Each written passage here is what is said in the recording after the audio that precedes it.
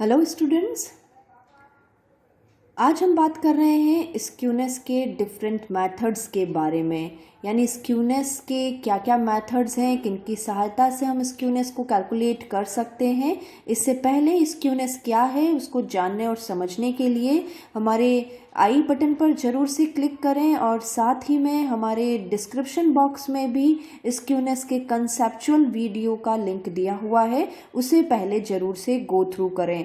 तो गाइस, स्वागत है आपका डॉक्टर विनीता अरोड़ा की क्लास में और चलते हैं आज की ई क्लास पर। आज का हमारा टॉपिक मेथड्स ऑफ स्क्यूनेस पर। तो देखिए, स्क्यूनेस के 3 मेथड्स होते हैं, कार्ल पियर्सन्स मेथड, बाउलेज मेथड और कैलीज मेथड। तो देखिए, कार्ल पियर्सन मेथड, बाउले मेथड और कैलीज मेथड क्या कहते हैं, ये हम बात करते हैं। सबसे पहले कार्ल पियर्सन मेथड के बारे में। तो देखिए, कार्ल पियर्सन मेथड क्या होता है। Karl Pearson method is specially based on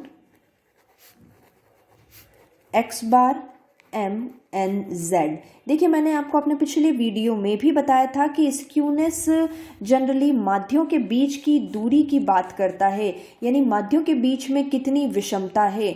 यदि माध्यों के बीच में कोई दूरी है, कोई डिविएशन है, कोई डिफरेंस है, तो वो स्क्यूब्ड है, यानी असिमेट्री टाइप की सीरीज है। लेकिन माध्यों के बीच में कोई डिफरेंस नहीं है, यानी सभी माध्य बराबर हैं, तो ऐसी स्थिति में वो सीरीज सिमेट्री टाइप की कहलाएगी, सममित टाइप की कहलाएगी। तो देखिए, यहाँ पर कार्ल पियर्सन का जो मेथड है ये एक्स बार एम और जेड के माध्यों की बात करता है, इनके डेविएशन की बात करता है।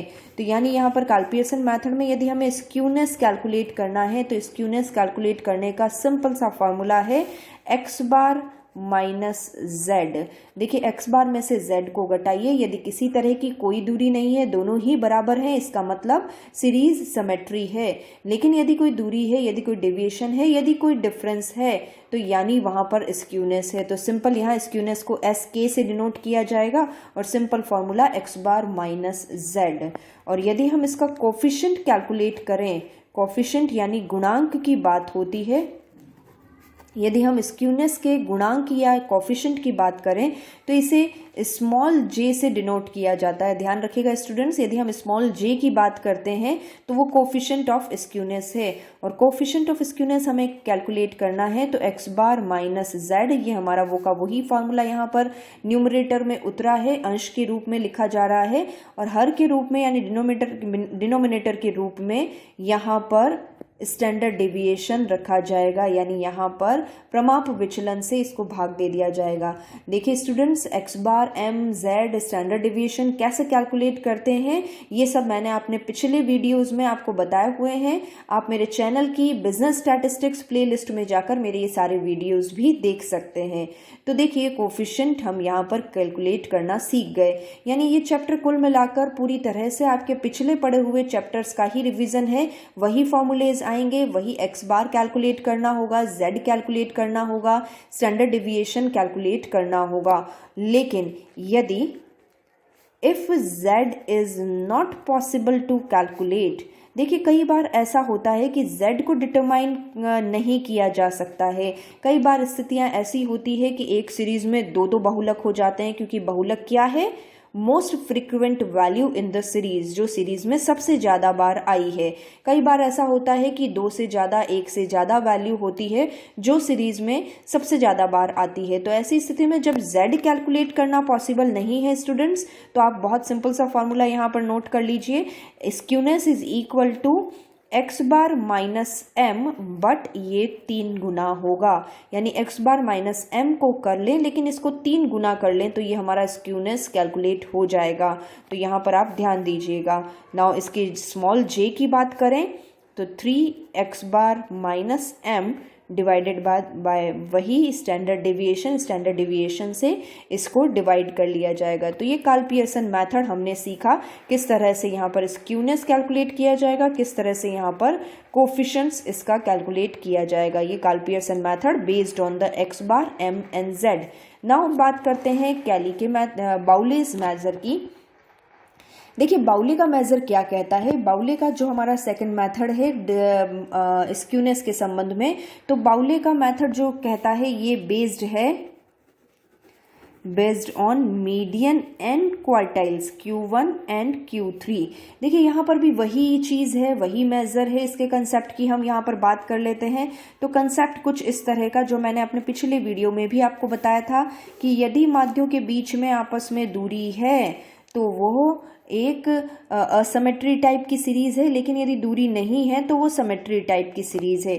देखिए एक सिमेट्री टाइप की सीरीज में क्या होता है, यहाँ पर x बार m और z बिल्कुल बीच में होते हैं। क्योंकि यह बाउले का मेजर m पर बेस्ड है तो मैंने यहाँ पर केवल m को ही डिनोट किया है। तो यहाँ पर Q1 25% पर होगा और Q3 यहाँ पर 75% पर होगा। तो देखिए यहाँ पर m 50 पर होगा, Q3 75 पर होगा और ये 25 पर होगा। यदि देखा जाए तो सिंपल 75 में से 50 को माइनस करें तो ये इक्वल होना चाहिए 50 में से 25 को माइनस करें तो ऑफ कोर्स टोटल 25। तो यदि इस तरह की स्थिति होती है तो हम कहेंगे कि सीरीज सिमेट्रिक है। लेकिन इस तरह की स्थिति नहीं हो, 25 इज नॉट इक्वल टू 25, तो यहाँ पर वो सीरीज असिमेट्री टाइप की होगी। तो यही चीज़ यहाँ पर फॉर्मूले को जनरेट करती है, यही यहाँ पर फॉर्मूला बनाती है। देखिए फॉर्मूला किस तरह से, यहाँ पर स्क्यूनेस क्या होगा, यदि मैं कहूँ Q3 minus m is equal to m minus Q1। यदि ये दोनों बराबर हैं तो हम कहेंगे सीरीज सिमेट्री टाइप की है। लेकिन ये दोनों इक्वल नहीं है तो वो सीरीज असिमेट्री टाइप की होगी। तो देखिए यहाँ पर जल्दी से हम फॉर्मूला बना देते हैं, क्योंकि स्क्यूनेस में हम मान कर चलते हैं स्क्यूनेस तभी होगी, यही होता है स्क्यूनेस तभी होगी जब माध्यों के बीच में आपस में कोई विषमता हो, दूरी हो, डिफरेंस हो, डेविएशन हो। तो यहाँ पर इज नॉट इक्वल टू है ही। तो ऐसी स्थिति में Q3 हमने यहाँ पर उतारा, Q1 जो कि माइनस का था इस बराबर के इधर आकर प्लस का Q1 हो जाएगा। यहाँ पर माइनस का m है ही और ये प्लस का m इधर की तरफ आकर माइनस का m हो जाएगा। यदि इनका ये इसे सॉल्व करने के बाद इज इक्वल टू 0 आता है मतलब स्क्यूनेस नहीं है, सीरीज सिमेट्री टाइप की है। लेकिन इसे सॉल्व करने के बाद कोई वैल्यू निकलती है तो सीरीज में स्क्यूनेस है, सीरीज असिमेट्री टाइप की है। तो इसे और ईजी कर देते हैं। तो हमारा फॉर्मूला हुआ Q3 plus Q1 minus 2m, यही हमारा बाउले का फॉर्मूला है। देखिए आपको रटने की ज़रूरत नहीं है, मैंने इसके कंसेप्ट के साथ आपको क्लियर करके बता दिया कि यदि बाउले का मेज़र पढ़ रहे हैं तो बाउले के मेज़र का फॉर्मूला जो बनेगा वो कुछ इस तरह से Q3 plus Q1 minus 2m, ये बाउले के मेज़र का स्क्यूनेस का फॉर्मूला हमने सीखा कंसेप्ट के साथ। नाउ इसके कंसेप्ट के बाद हम इसके कोफिशिएंट की बात कर लेते हैं, JQ की बात करते हैं, क्योंकि यहाँ पर कोफिशिएंट को JQ के नाम से डिनोट किया जाता है। तो JQ के लिए formula Q3 plus Q1 minus 2m divided by Q3 minus Q1, Q3 plus Q1 minus 2m, Q3 divided by Q3 minus Q1, ये इसका कोफिशिएंट का फॉर्मूला रहेगा। नाउ कैली के मेज़र की बात करते हैं। देखिए कैली का measure based on percentiles and deciles, percentile और डीसाइल्स को हमने अपने पिछले वीडियो में बहुत अच्छे से समझाया हुआ है।